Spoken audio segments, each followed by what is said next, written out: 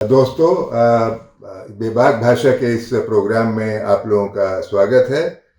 आज मैं news click के संस्थापक संपादक प्रबीर पुरकायस्थ से बातचीत करूंगा और इस बातचीत में उनके बहुत सारे जो अनुभव हैं और बहुत सारे उनके जो ऑब्जर्वेशंस हैं, वो उम्मीद है कि वो आप लोगों के सामने आएंगे। आपसे मुलाकात लंबे समय के बाद हो रही है और ख़ास करके जब आप जेल चले गए मोदी सरकार की कृपा की बदौलत, और शायद इस साल मई में 2024 मई में आप ज़मानत पर छूटे हैं। करीब 7-8 महीने, 7.5 महीने मिला करके। खास करके जो आतंकवाद गतिविधि निरोधक कानून है UAPA के तहत, तो आप इस समय ज़मानत पर बाहर हैं। तो ज़मानत के साथ आप बाहर हैं, तो आपको कैसा यह महसूस हो रहा है कि जेल से आने के बाद जो पुरानी आज़ादी थी आपकी और जेल से आने के बाद की जो आज़ादी है, उसमें कुछ फ़र्क आप महसूस कर रहे हैं? किस तरह से? देखिए, खास कोई रोक तो मैं नहीं मानता हो रहा है, पर हाँ, कुछ चीज़ें नहीं कह सकते, हमारे केस के बारे में बातचीत नहीं कर सकते, पर और कोई बंदिश तो है नहीं। तो मैं इतना ही कहूँगा कि हमारी जो लिखने का, बोलने का जो काम था वो बरकरार है, और हमें ये भी समझना पड़ेगा कि जन अधिकार की जो बात हो रही है या उसका ना होने का या उसके ऊपर जो बंदिश इस वक्त लोगों को लग रहा है, उसका जवाब भी जनता दे रही है। हमें देने की जितनी ज़रूरत है उससे ज़्यादा तो इस वक्त जनता ही दे रही है कि आप सोशल मीडिया देखें और दूसरे बातचीत देखें, चुनाव में जो प्रचार हो रही है उसको देखें, तो ये पता चलता कि पहले की जो स्थिति थी कि लगता था एक कहीं ना कहीं एक दबाव है। ये दिखाई तो दे रहा है ना कि जो दमन है, खासतौर पर असहमति की आवाज़ों पर, और जिस तरीके से पूरा एक माहौल बना दिया गया है कि जो खास करके जो बुद्धिजीवी समुदाय है, कि वो इस बारे में बहुत ज़्यादा, यानी सिर्फ एक जो आपकी जो सीमा रेखा है उसी के तहत आप रहें, उससे आपको बाहर नहीं जाना है। तो ऐसा नहीं लगता आपको कि ये जो लोकतंत्र, यानी चाहे जो आप जिस भी रूप में आप उसे कहें, तो उस लोकतंत्र के लिए जो जगहें हैं वो लगातार सिकुड़ती जा रही हैं, और दूसरी तरफ जो एक हिंदुत्व फासीवाद का जो नैरेटिव है वो कुछ ज़्यादा ही जोर पकड़ता नज़र आ रहा है। और बल्कि मैं ये कहना चाहूँगा कि एक बहुत निचले स्तर तक, बहुत दूर तक उसने हमारे दिमागों पर सिर्फ जगह ही नहीं बना ली है, बल्कि नियंत्रण भी उसने कायम कर लिया है कि जहाँ जो एंटी फासिस्ट या एंटी हिंदुत्व जो नैरेटिव है वो उतना कारगर नहीं हो पा रहा या उस तक नहीं पहुंच पा रहा। क्या आपको ऐसा लगता है कि ऐसा है क्या? देखिए, कुछ हद तक हमें ये भी सोचना पड़ेगा कि हमारे समाज में कुछ चीज़ें कही नहीं जाती थी, पर लोगों के मगज में हुआ करता था, उनके जहन में हुआ करता था, बोलते नहीं थे। क्योंकि करीब 80 के दशक के पहले कुछ चीज़ें कहना पब्लिकली अब नहीं कह सकते थे, पर वो चीज़ें धीरे धीरे उस स्तर पे पहुंचा कि अब जो है अब खुलेआम कहते हो, जो आप पहले अपने कमरे में बैठ के कहते थे, अब सिर्फ बाहर से नहीं कहते हो, डंके के चोट पे मीडिया के सामने भी कहते हो, प्रचार करते हो और उस पर गर्व भी महसूस करते हो। तो ये चीज़ें एक बदलाव की नज़ीर है, विटनेस है हम कि ये चीज़ें हो रहा है। पर उसके साथ साथ और भी बहुत सारे आवाज़ थे, दबे हुए थे, उनकी आवाज़ हम सुनते नहीं थे या सुन नहीं पाते थे, वो भी आजकल बोल रहे हैं। अब ये जो स्पेस जो है, सोशल स्पेस, वो आजकल सिर्फ कमरे के अंदर नहीं है, वो अब सेल फोन होने के नाते वो बाहर की दुनिया की भी एक स्पेस बन रही है उसकी। तो ये जो एक बदलती हुई स्थिति है, मैं समझता हूँ हमें इसके बारे में सोचना पड़ेगा कि हम इसको किस नज़रिए से देखें। ये बात सही है कि जो हमारा आप ख़ास तौर से जब पढ़ते हैं तो अखबार पढ़ते हैं, हम तो टेलीविज़न से न्यूज़ भी नहीं देखते, हाँ, ठीक है ना, हाँ, हम तो अखबार से देखते हाँ, हैं। अखबार ही देखते हैं। हमारी जो पीढ़ी है हाँ, उसका यही समझ है। हम्म, पर आज के हमारी जो बाद की जो पीढ़ी थी वो टेलीविज़न से न्यूज़ देखता था और उसका एक मकसद हुआ करता था कि अखबार में सुबह आती है, उसकी पहले रात में ही हमें खबर मिल जाएगी कि दुनिया में क्या हो रहा है। हाँ, अब जो है इंस्टेंट न्यूज़ का ज़माना हो गया है, जो भी न्यूज़ होता है वो तुरंत फैलता है। और आप देखेंगे कि टेलीविज़न की जो पहले जिस तरह से एक धाक था कि हम न्यूज़ आपको बताएंगे, ब्रेकिंग न्यूज़ क्या है, वो ख़त्म हो गया है। हाँ, तो टेलीविज़न ख़ास तौर से पिछले 5-10 साल में जो ट्रेंड सेट करता था न्यूज़ की, जो न्यूज़ क्या है और उसके ऊपर क्या टिप्पणी होनी चाहिए, क्या पोजीशन होना चाहिए, वो टेलीविज़न निर्धारित करता था, मॉर्निंग न्यूज़पेपर की हेडलाइन नहीं करता था। हमारे ज़माने में हेडलाइन करता था क्योंकि हमारे तो उस वक्त रेडियो था, ऑल इंडिया रेडियो, उसको हम अहमियत नहीं देते थे। ये चीज़ें हमारे आपकी जनरेशन नहीं और बाद की जनरेशन इससे हट गया है। और ख़ास तौर से पिछले चुनाव में जो हमने देखा, वो देखा कि 2024 का जो 2024 का लोकसभा की जो चुनाव है उसमें जो देखा हमने, आपने ज़्यादा देखा होगा, तो हमने तो कम ही देखा क्योंकि मैं उसी वक्त निकला था, जेल में थे आप। हाँ, तो हमने देखा कि आम जनता का विश्वास टेलीविज़न और अखबार से उठ चुका है। वो कभी भी पढ़ता है, कभी भी देखता है, पर मनोरंजन के लिए टेलीविज़न देखता है, न्यूज़ के लिए अखबार कुछ फिर भी देख लेता है। पर ट्रेंड सेटर न्यूज़ का जो ट्रेंड है वो नहीं सेट करता। वो आजकल जिसलिए सरकार की बड़ी बेचैनी है, वो सेट हो रहा है कि जनता खुद ही कर रही है। वो सही बात है कि यूट्यूबर्स हैं कुछ जो काफ़ी अपनी बात कह रहे हैं, लोग देख भी रहे हैं, पर उसके साथ साथ गाने आ रहे हैं, चुटकुले आ रहे हैं, कॉमेडी स्टार्स जो भी है वो बड़े इफ़ेक्टिव है। वो करके ये स्पेस जो है वो काफ़ी बदला है। और देखिए, पहले हमारे पास रिसीवर्स था, मतलब टेलीविज़न तो एक रिसीवर है ना, अखबार छप के आता है, हम तो रिसीव ही करते हैं ना, पर हम तो क्रिएटर्स नहीं थे। तो जनता इस वक्त स्वतः अपने खुद की इनिशिएटिव से जिस तरह से ट्रेंड सेट कर रहा है, मुझे लगता है इसीलिए इस सरकार के लिए एक बहुत बड़ा चैलेंज है। इसीलिए ब्रॉडकास्टिंग बिल की बात हो रही है, इसीलिए कह रहे कि हर यूट्यूबर को हम बोलेंगे एनरोल होने के लिए, नहीं तो वो नहीं, हम उसको नहीं। उसकी एक वजह प्रबीर ये भी तो हो सकती है ना कि टेलीविज़न चैनलों को तो उन्होंने यानी कंट्रोल कर लिया, अखबारों को भी उन्होंने काफ़ी हद तक कंट्रोल कर लिया है, कुछ एक्सेप्शन छोड़ दें आप पूरे उस तरीके से। और यहाँ तक कि आप देखिए कि जो इंडियन एक्सप्रेस जो एक ज़माने में माना जाता था, वो एक लगभग पांचजन्य और ऑर्गेनाइजर की उसमें एक थोड़ा सा सोफिस्टिकेटेड उस रूप में वो दिखाई देता है जिस तरीके से। तो अब सरकार को ये लग रहा है कि उन्होंने प्रिंट मीडिया और इलेक्ट्रॉनिक मीडिया उनको तो हमने नियंत्रित कर लिया है। अब सवाल यह है कि जो यूट्यूबर उनकी नज़रों में जो बहुत उछल कूद मचा रहे हैं और हमारी नाक में दम किए रहते हैं दिन रात, उनको कैसे किया जाए। तो इसलिए वो एक ब्रॉडकास्ट बिल लाने की तैयारी में है और उसके जरिए वो करना चाह रहे हैं, जिसका एक अच्छा खासा विरोध भी हो रहा है।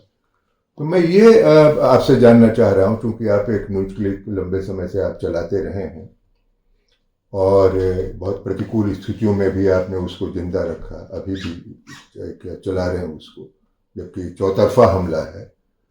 तो आखिर इस ब्रॉडकास्ट बिल को जब मान लीजिए कि अगर वो लागू हो गया और जिस तरीके से उनके पास मेजोरिटेरियन स्ट्रेंथ है, उसमें संभावना क्या, आशंका आप कहेंगे कि इसी तरीके से वो कर सकते हैं? सरकार के निगाह साफ है कि उन जगह पे इस वक्त उस जगह पर अभी है जहां से अभी भी उनको विरोध नजर आ रहा है। हाँ। पर एक चीज देखिए कि अखबार हो तो उसके न्यूज प्रिंट चाहिए, एडवर्टाइजमेंट चाहिए, खास तौर से अगर रीजनल पेपर जिसको कहेंगे, हम उसको नेशनल ही मानेंगे क्योंकि अंग्रेजी नेशनल और सब रीजनल या ऐसे ही नहीं है। तो जो ये अगर आप देखें तो वहाँ पर न्यूज प्रिंट एडवर्टाइजर्स दोनों को कंट्रोल अगर करते हैं तो अखबार कंट्रोल में आ जाता है। टेलीविजन एडवर्टाइजमेंट पे चलता है और तो आमदनी है पर ज़्यादातर एडवर्टाइजमेंट से है। तो जो बड़ा एडवर्टाइजमेंट देता कौन है? बड़ा पूंजी देता है, तो उसकी कंट्रोल आपने कर लिया तो वो भी कंट्रोल में आ जाएगा। अगर थोड़ा बहुत उछल कूद मचाया तो और भी औजार है उनको कंट्रोल करने के लिए। पर अब एक चीज देखिए, सेल फोन्स कितने हैं देश में? करीब 600 मिलियन, हर 2 लोग पे एक सेल फोन है इस वक्त। हालांकि कुछ लोगों के 2-3 सेल फोन है, अलग बात है, पर इतने सेल फोन है। सरकारी आंकड़े, मतलब 140 करोड़ की अगर आबादी मानी जाए तो 90 करोड़ से ज्यादा, 60 करोड़ कम से कम cell phone, 60 crore 70 crore 60 crore cell phone, सरकारी आंकड़े जहाँ तक। लेकिन सेल फोन में भी दोनों तरह के हैं, वो पुराने वाले भी हैं और स्मार्टफोन, दोनों मिला करके हैं। हाँ, पर ज्यादातर अब स्मार्टफोन ही चलता है क्योंकि स्मार्टफोन का प्राइस जो है बहुत कम हुआ। तो कम होते होते 6-7 हजार में अब मिलने लगा है। हाँ, तो ये देखते हुए स्मार्टफोन ज्यादातर लोग इस्तेमाल करना। देखिए 600 है, 300 है, 200 है, सरकार के हिसाब से अगर कंट्रोल करना है, नंबर बहुत बड़ा है, ये असली बात है। तो मान लीजिए इसमें 50 मिलियन भी है जो प्रचार करता है अपनी बातें, 20 मिलियन भी प्रचार करते हैं अपनी बातें।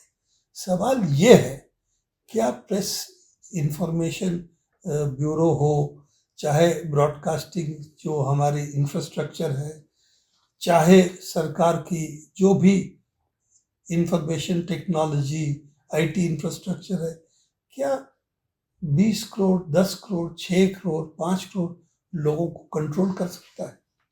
सवाल ये नहीं है कि इरादा नहीं है, इरादा इसीलिए बिल लाया, वापस लिया, क्योंकि उसको रजिस्ट्रेशन अगर करना है, रजिस्टर करना है, उसकी अगर सीमा आप निर्धारित कर देंगे तो उस सीमा में जितने लोग आएंगे उसको रजिस्टर अब कर पाएंगे क्या? तो ये टेक्निकल बात ही सिर्फ नहीं है, इंफ्रास्ट्रक्चर की भी बात है कि इस तरह से अगर कंट्रोल करना है तो बड़ा मुश्किल है। वो इंफ्रास्ट्रक्चर जो सरकार को चाहिए, इसमें तो एक पूरा जितने उनकी इस वक्त नुमाइंदे हैं उससे 10 गुना नुमाइंदे रखने पड़ेंगे। सिर्फ डिपार्टमेंट के लिए नहीं, पूरी सरकारी इंफ्रास्ट्रक्चर में जितने नुमाइंदे हैं उसके 10 गुना नुमाइंदे रखने पड़ेंगे। तो वो उस तरह से नहीं हो सकता। तो किस तरह से हो सकता है? आपके ऊपर केस दर्ज किया जाएगा, आप कुछ किए तो आप उसको, हम आपको पकड़ेंगे, हम आपको जेल में डालेंगे, आप केस लड़ते रहिए।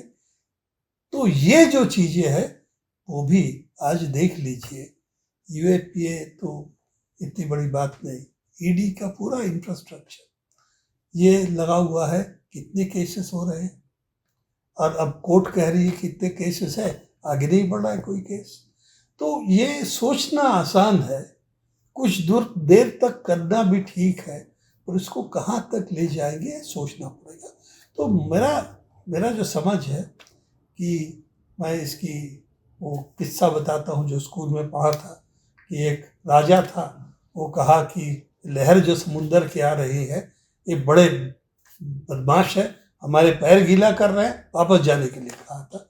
तो मेरे ख्याल से जब जनता एक बार सड़क पे आ जाती है आज के तरह पे सेलफोन के साथ, तो उसको उसी तरह वापस भेजना आसान नहीं है।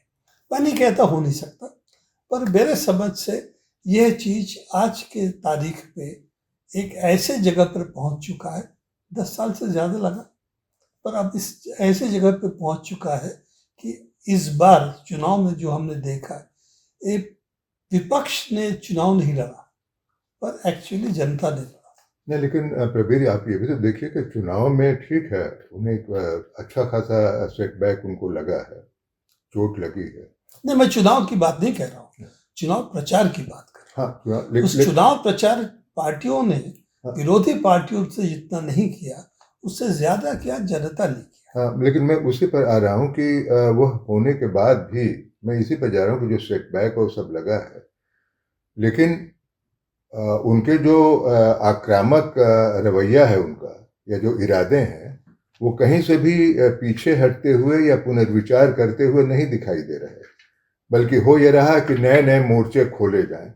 जैसे फॉर एग्जांपल, जैसे हिमाचल प्रदेश में कभी किसी ने सोचा नहीं था, मेरी याददाश्त में नहीं है कि मस्जिद को लेकर के कभी कोई वहाँ पर इस तरीके से कोई विवाद खड़ा हुआ हो। मैं मतलब मुझे भी बड़ा शॉकिंग था कि हिमाचल प्रदेश में, और पता चला वो, लेकिन वहाँ उन्होंने पूरी तरीके, जबकि कांग्रेस की सरकार है वहाँ, लेकिन उन्होंने पूरी तरीके से एक मोबिलाइज किया, एक के बाद एक के बाद एक। अभी शिमला में था, फिर पता चला कि और भी जगह है, फिर और भी जगह, फिर और भी जगह, या उत्तराखंड में, या यूपी में। या आप देखिए कि जहाँ जहाँ भी उन्हें एक लगा है कि हमें चोट पहुंची है, वहाँ वहाँ वो नए सिरे से अपने को उस नैरेटिव को, जो हिंदू राष्ट्र वाला नैरेटिव है, उसको वो बिल्डअप करने और उसको एक फोर्सफुली लागू करने की कोशिश कर रहे हैं। इनकी साइकोलॉजी बदलेगा ये नहीं मानता। वो तो एक ही रास्ता जानते हैं कि एग्रेसिव तरीके से पेश आएंगे, और वो काम नहीं किया तो और भी एग्रेशन बढ़ाएंगे। तो ये तो मान के चलते हैं कि इनकी जो क्या कहेंगे टैक्टिक है, टैक्टिक्स नहीं बदलने वाली है, ज़्यादा एग्रेसिव होंगे, और इसको हम मान के चल रहे हैं। मैं इस बात पे नहीं आ रहा हूँ वो कितना एग्रेसिव, मेरा है कि जनता के रिएक्शन इस पर क्या होगा। हमें लगा था पहले 10 साल की जनता तो जगन्नाथ जैसे हैं, हिलते नहीं हैं, बोलते नहीं हैं, पर अब जब जगन्नाथ चल पड़ता है तब उसको रोकना बड़ा दिक्कत होता है। तो मुझे लगता है कि अब जो है ये रेजिस्टेंस जो आ रही है वो बड़े पैमाने पे अलग अलग सेक्शंस से आ रही है, और वो इस वक्त बुनियादी अपनी जो स्थिति है उससे वो लड़ रहे हैं कि हमारा क्या हुआ। ठीक है, बड़ा देश बड़ा प्रगति कर रहा है, पर हमारी प्रगति कहाँ है, नौकरियां कहाँ है, हमारे हाथ में पैसे नहीं है। तो ये जो चीजें है, ये विपक्ष इसको कैसे चुनाव में लाएगा वो उसकी बात है, पर जनता की तरफ से अभी साफ है कि वो इन चीज़ों को वो फोकस पे रखना चाहता है, या ये चीज़ें उसके फोकस में है नहीं। लेकिन उसको फोकस में रखने के लिए आपके पास भी एक पावरफुल प्रचार माध्यम तो होना चाहिए ना, ले जाने के लिए। नहीं, मैं आपकी बात से थोड़ा हट के कहना चाहूँगा कि ये सही बात है, राजनीतिक पार्टियों को करना चाहिए। ये भी सही है, राजनीतिक पार्टियों को कमज़ोर किया है कि हर तरीके से। अब देख सकते हैं जो ईडी से लेकर जितने और केसेस चलाए हैं, जिस तरह से उनको कोई पैसा देता है तो उस पर जो अटैक्स हो सकता है, वो देखते हुए ये बात नहीं है कि दूसरे पार्टियां कितनी आक्रामक तरीके से इसको लड़ सकते हैं, वो सवाल नहीं है। उनकी डिफेंसिव लड़ाई है, वो अपना पार्टी बचा ले, प्रचार कर ले, कैंडिडेट खड़े कर दे, इतना ही वो कर पाएंगे। इतना ही अगर करें तो मेरे ख्याल से ये बहुत बड़ी बात है। इस वक्त सवाल ये है कि जनता क्या करेगी। तो मैं आपको इमरजेंसी की याद दिलाऊंगा, जब इमरजेंसी हटने वाली थी ये तो मैं मालूम नहीं था। इमरजेंसी की जो 19 महीने में चुनाव के पहले जो स्थिति थी, जब लोग छूटने लगे कि चुनाव घोषणा कर दिया, अब लोगों को छोड़ना शुरू किया, तब आपको याद होगा विपक्ष के जो बड़े नेता थे उन्होंने कहा था चुनाव में हमें लड़ना नहीं चाहिए, मिसेस गांधी जीत जाएगी, हम हार जाएंगे। पर उनको ये नहीं मालूम था कि जनता जो चुप है वो जनता सोच क्या रही है। तो मैं उस चीज को हमेशा इसीलिए याद करता हूँ कि उस 1.5 महीने में जो स्थिरता था जनता के बीच में, वो जैसे टूटती गई, लोगों को समझ में आने लगा कि शायद कोई भारी बदलाव होने वाला है। और जो विपक्ष उस वक्त काफी, क्या कहेंगे, बैठे बिखरा हुआ हुए था थे, या निष्क्रिय था या हताश था। हताश था, हाँ, जो वो उनको लगा था कि कुछ होने वाला नहीं है, उनको भी धीरे धीरे जोश आने लगा। तो वो जो हमने प्रवाह देखा था उस वक्त, जिससे लोग आगे आए, ऐसे लोग आगे आए जो राजनीति से कोई लेना देना नहीं था, और उन्होंने जाके सिर्फ वोट ही नहीं दे दिया, बड़े पैमाने पे कांग्रेस को हराया। तो उसको देखते हुए हमें लगता है कि जो जनता बोलती नहीं है, प्रचार नहीं कर रही है, चुपचाप लगता है अपना काम कर रही है, लगता है कि वो जो ये चीज़ें जो हो रही है लगातार, जो आप कह रहे हैं कॉम्युनल टेम्परेचर को बढ़ाना, लोगों को विभाजित करना, इन सब से क्या लोग बाहर आ सकते हैं, क्या लोग इसके खिलाफ खड़े हो सकते हैं, ये सवाल है। मैं इतना ही कह रहा था इस वक्त कि हमें एक चीज समझना पड़ेगा कि प्रचार में पहले अखबार, टेलीविजन, रेडियो ये सब थे, पर इस वक्त जनता अपनी प्रचार उस वक्त भी किया था, 50 साल पहले हाँ, तो सब उस नहीं समय था, वो अपने तरीके से किया था। अपने तरीके से किया था।